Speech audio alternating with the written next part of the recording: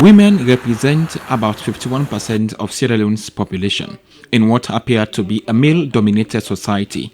Women still strive to compete with their counterparts, whether in politics, public offices, among other things.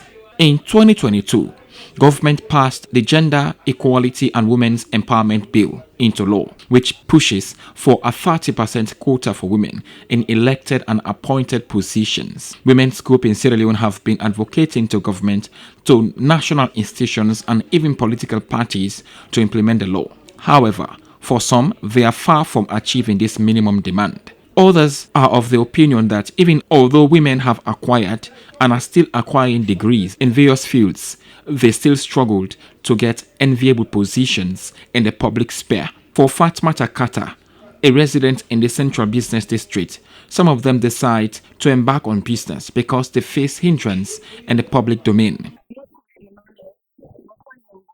Most men are holding public offices due to their educational level, but even women are trending in that direction to be a degree holder even better. Amidst that, they still face challenges which ended them in doing other business. A cookie seller at Dorzak Junction, Aminata Bangoa, believes government should ensure it implement the Gewe Act of 2022 to create the enabling environment for women to contribute to national development. Some of us have talent, though at this age we don't have anyone to empower us, otherwise we could be contributive to national development, which is why we resorted to the streets to sell. Jene Amadou is the Director of Mediation Program, PPRC. The enactment of the Gewe Act was a major milestone by the government to ensure women's inclusivity, such as nomination, appointment, among others. However, political parties are yet to implement fully existing laws that push for women's representation in politics. In the Public Elections Act, Section 58(2) talks about that out of every 3 nominations, 1 should be a woman.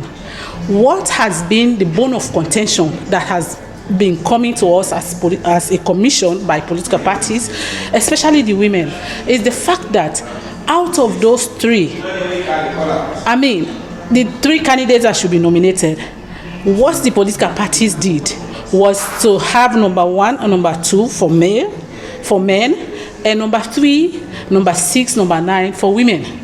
Women's political inclusion is a must. If we are actually yearning towards development, we really want to actually move fast in terms of political advancement, then we must not leave our women behind. And that's the conversation we'll keep having with the leadership of the respective political parties. And I know for sure that they'll definitely give in, because we must recognize the fact that women make up more than 51% of the country's population. So such group of persons must be regarded, must be respected, and must be equally brought on board in terms of politicking within the country. Falaba District, as youngest district, is said to be without a female member of parliament, a clear testament that the fight to see the Gewe Act of 2022 is implemented still continues.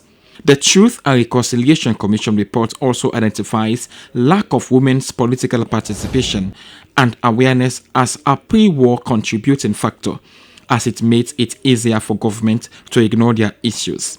Recommendations have since been made to address these issues, though challenges remain in full implementation.